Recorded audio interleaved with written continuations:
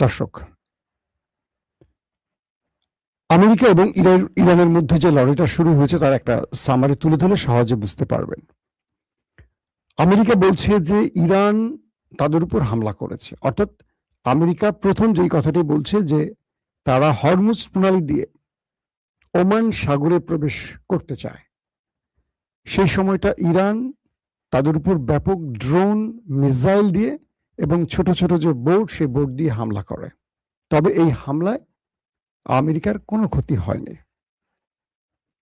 আর Iran বলছে যে America গোপনে হরমুজ প্রণালীতে প্রবেশ করে, এরপর ইরানকে টার্গেট করে আক্রমণ চালায়।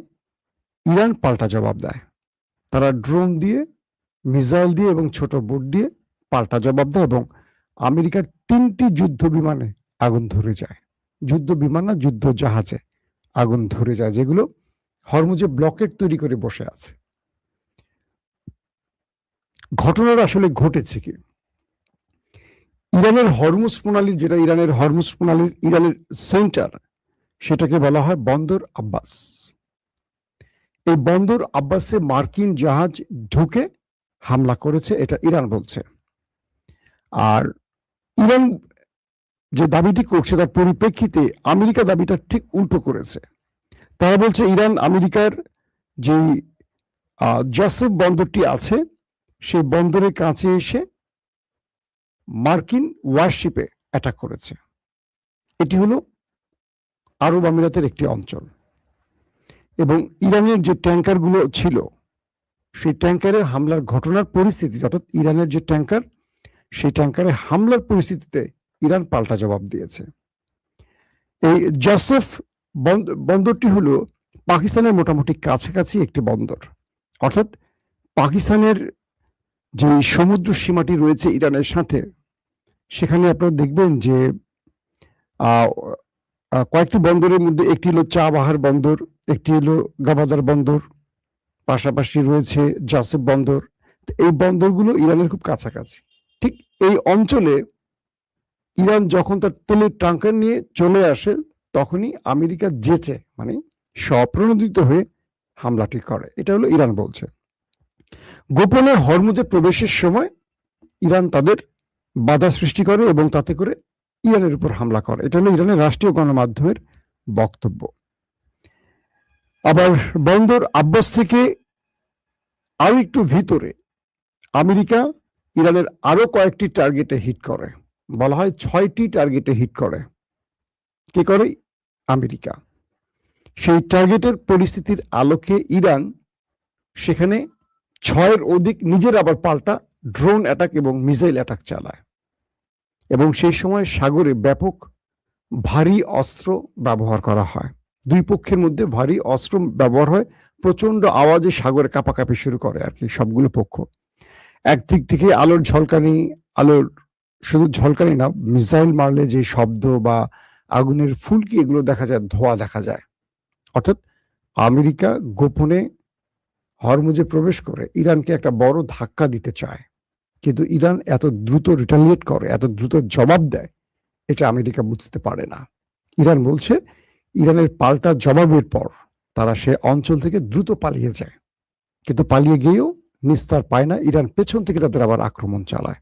তার মানে রাতে হরমুজ দখলে আমেরিকা যে পরিকল্পনাটি করেছিল, ইরান সেটিকে ব্যর্থ করে দেয়। ইরানের আইআরজিসি বা তাদের নেভাল বা তাদের এয়ারফোর্স একসাথে প্রতি উত্তর দিয়ে তাদেরকে সেখান থেকে পালাতে বাধ্য করে।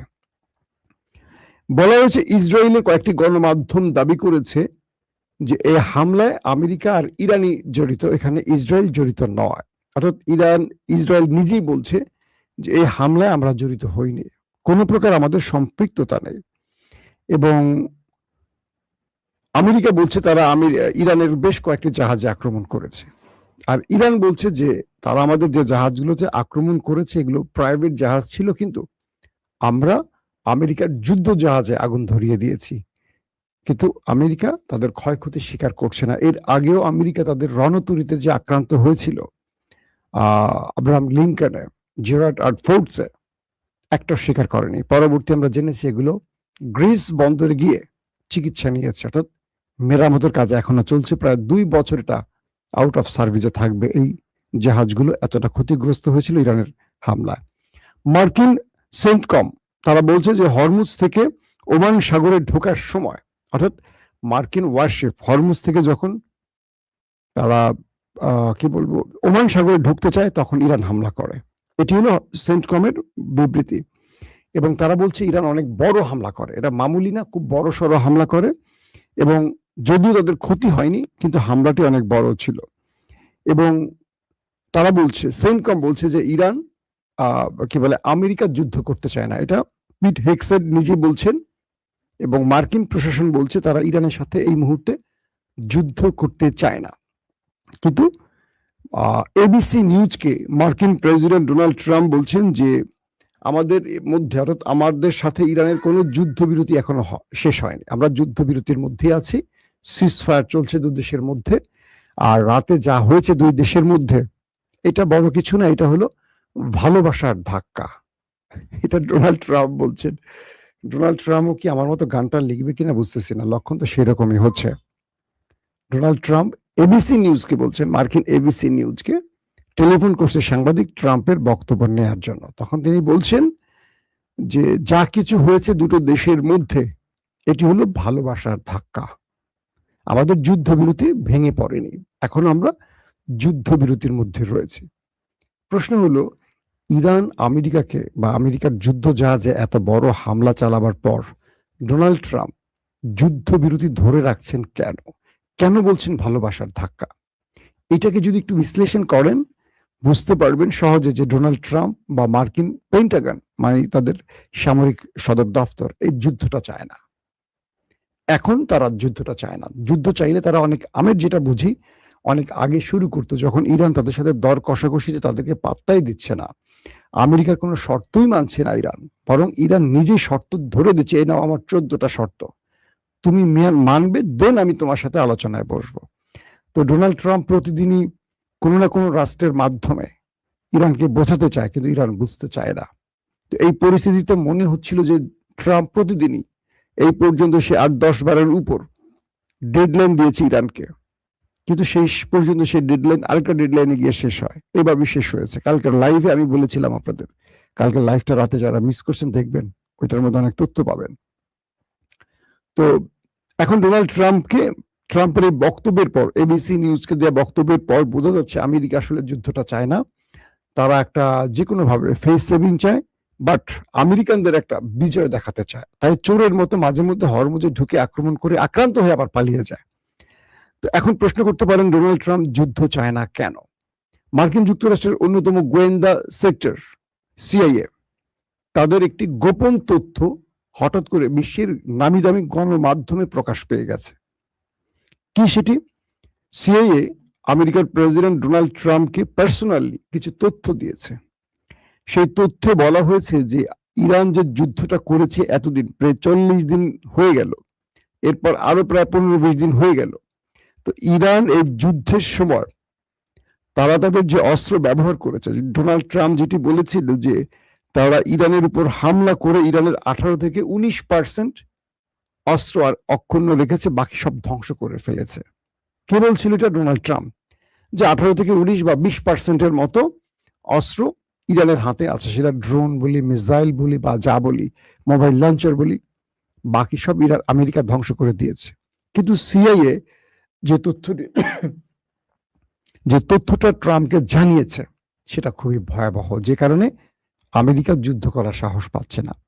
সে তথ্যে বলা হচ্ছে যে ইরান এ যাবৎ তার অস্ত্রাগার থেকে যা যা ব্যবহার করেছে, এর মধ্যে তার যে মোবাইল লঞ্চার আছে, মোবাইল মিসাইল লঞ্চার, আপনারা দেখেন না যে ইরান বিভিন্ন জায়গা থেকে মিসাইল গুলো মারছে, দেখেন তো। তো ইসরায়েল এবং আমেরিকা অবাক হয়ে যায় যে তারা আসলে মিসাইল গুলো মারে কোত্থেকে, কারণ ইরান নির্দিষ্ট একটি জায়গা থেকে মারে না, তারা অধিকাংশ পাহাড় পর্বতে ঘেরা ইরানের গোপন জায়গা থেকে এই মিসাইল গুলো মারে, যাতে করে আমেরিকা ইসরায়েল শনাক্ত করতে না পারে। এক, ইরান নির্দিষ্ট একটি জায়গা থেকে কখনো মারে না, পুরো দেশের প্রচুর জায়গা তারা বাংকার তৈরি করে রেখেছে, সুড়ঙ্গ তৈরি করে রেখেছে, মাটি ফুঁড়ে অটোমেটিক মাটির নিচে এই মোবাইল লঞ্চার গুলো বসানো থাকে। মিসাইল আপলোড দিয়ে রাখা হয়, যখন অ্যাটাকের সময় আসে আস্তে করে মাটিটা সরে যায়, উপর থেকে মাটির প্লেটের মতো সরিয়ে ফেলা হয়। তো সেখান থেকে টার্গেট করে লোকেশন ধরে এই অ্যাটাকগুলো ইরান করে। এতে করে স্যাটেলাইট ইমেজ পরীক্ষা চালিয়ে আমেরিকা ইসরায়েল খুব একটা শনাক্ত করতে পারে না যে ইরান কোত্থেকে মারছে। আর যেহেতু ইরান রাষ্ট্রটা অনেক বড়, ইরান এখানে এই কৌশলগুলো বারবার নিচ্ছে বলেই আমেরিকা এই কৌশলের কাছে বারবারই মার খাচ্ছে এবং ইসরায়েলও মার খাচ্ছে। তো সিআইএর যে তথ্য সেখানে বলা আছে যে তাদের যে মোবাইল লঞ্চার গুলো আছে, মোবাইল মিসাইল লঞ্চার, প্রায় 75% এখনো ইরানের হাতে আছে। অর্থাৎ এতদিন ধরে ইরান যে লড়াই করেছে তাতে করে তাদের যে মোবাইল মিসাইল লঞ্চার যেখান থেকে মিসাইল মারা হয় এর মধ্যে প্রায় 75% এখন অক্ষুণ্ণ আছে, ইরানের কাছেই আছে। মাত্র 25% ধ্বংস হতে পারে। এই যে আমেরিকা ইসরায়েল বোম্বিং করছে হাজার হাজার, মাত্র 25% ধ্বংস করতে পেরেছে। 75% এখনো ঠিক আছে, অক্ষুণ্ণ আছে, ইরানের হাতে আছে। এবং সিআইএর সেই গোপন তথ্যে আরেকটি তথ্য বলা হয়েছে, ইরানের হাতে যে মিসাইল এবং ড্রোন আছে এর মধ্যে 70% এখনো ঠিক আছে ইরানের হাতে, মাত্র 30% তারা ব্যবহার করেছে। 70% ইরানের হাতে আছে। এই তথ্যটা আমেরিকার প্রেসিডেন্ট ডোনাল্ড ট্রাম্পের কাছে আছে। ট্রাম্প যে তথ্যটি দিয়েছেন না যে মাত্র ইরানের হাতে 20% আছে, মূলত ট্রাম্প সবসময় রিভার্স করেন।